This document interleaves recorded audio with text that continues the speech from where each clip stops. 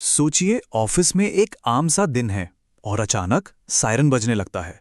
चारों तरफ बस अफरा तफरी। क्या करें, किधर जाएं? ऐसे ही पलों में एक अच्छी योजना, सिर्फ एक योजना, सब कुछ बदल सकती है। इस सवाल का जवाब शायद या देख लेंगे नहीं हो सकता। इसका जवाब जानना सिर्फ एक अच्छी बात नहीं है, बल्कि ये जान बचाने के लिए बेहद जरूरी है। देखिए, इमरजेंसी का मतलब ही होता है तेजी। ये इंतजार नहीं करती, सोचने का ज्यादा समय नहीं मिलता, बस एक्शन लेने का मौका मिलता है। और जब हर एक सेकंड कीमती हो, तो पहले से बना हुआ प्लान ही सबसे बड़ा हथियार होता है। तो इसका हल क्या है? इसका हल है एक इमरजेंसी एक्शन प्लान या ईएपी। ये सिर्फ कोई कागज का टुकड़ा नहीं है, बल्कि ये एक तरह की प्लेबुक है जो घबराहट को एक साफ और सधे हुए एक्शन में बदल देती है। इससे ये पक्का होता है कि हर किसी को पता हो कि उसे करना क्या है। चलिए, अब इस प्लान के सबसे जरूरी हिस्से पर आते हैं, यानी कि लोग। किसी भी संकट में कुछ लोग होते हैं जो लीड करने के लिए तैयार रहते हैं।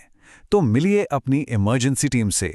ये वो लोग हैं जो मुश्किल समय में भी अपना दिमाग शांत रखकर सबको सही रास्ता दिखाते हैं। इनकी सीधी सीधी जिम्मेदारी है कि हर कोई सुरक्षित रहे और इन्हें पता है कि ये काम कैसे करना है। इस टीम के मुखिया होते हैं इमरजेंसी कोऑर्डिनेटर। समझिए कि ये पूरी योजना के डायरेक्टर हैं।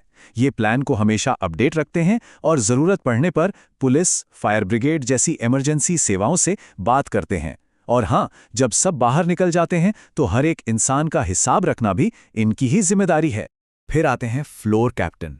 ये जमीनी स्तर पर काम करने वाले लीडर हैं, मतलब हर फ्लोर या हर सेक्शन का एक कैप्टन।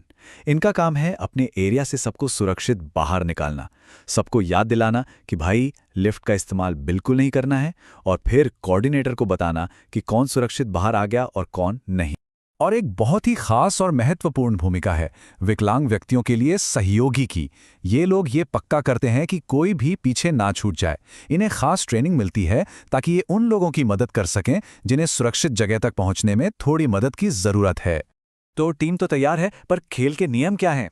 अच्छी बात यह है कि कुछ नियम हर तरह की इमरजेंसी में काम आते हैं। इसे हम यूनिवर्सल प्लेबुक कह सकते हैं, मतलब वो बेसिक जानकारी जो हर किसी को होनी ही चाहिए। चलिए शुरुआत करते हैं आग के विज्ञान से। देखिए, आग को जलने के लिए 3 चीजें चाहिए: गर्मी, कोई भी जलने वाली चीज यानी ईंधन, और ऑक्सीजन। इसे कहते हैं फायर ट्रायंगल। अगर आप इनमें से किसी भी एक चीज को हटा दें तो आग अपने आप बुझ जाएगी। आग बुझाने का यह सबसे बुनियादी नियम है।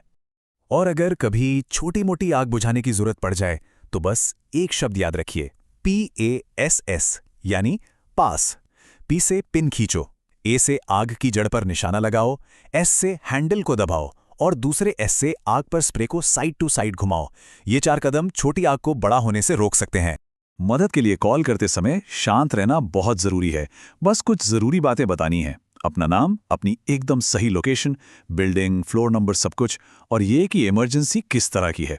और सबसे जरूरी बात, फोन तब तक मत काटिए जब तक ऑपरेटर खुद ना कहे। ठीक है, तो अब देखते हैं कि ये यूनिवर्सल प्लेबुक अलग अलग खतरों के समय असल में काम कैसे करती है। हर खतरे से निपटने का तरीका थोड़ा अलग होता है, लेकिन जो बेसिक नियम हैं वो वही रहते हैं। ये एक ऐसा खतरा है जिसके बारे में कोई सोचना तक नहीं चाहता, लेकिन इसके लिए तैयार रहना बहुत जरूरी है। एक एक्टिव शूटर की स्थिति में सूझबूझ और सही एक्शन ही सबसे बड़ी सुरक्षा है। बस 3 कदम याद रखने हैं: भागें, छिपें और कार्रवाई करें। पहला काम, अगर बाहर निकलने का कोई सुरक्षित रास्ता दिखे तो तुरंत निकल जाएं। अगर नहीं तो छिप जाएं, दरवाजे बंद करके उन्हें ब्लॉक कर दें। और अगर जान पर ही बनाएं तो आखिरी उपाय के तौर पर हमलावर को रोकने की कोशिश करें। आग शायद ऑफिस में होने वाली सबसे आम इमरजेंसी में से एक है।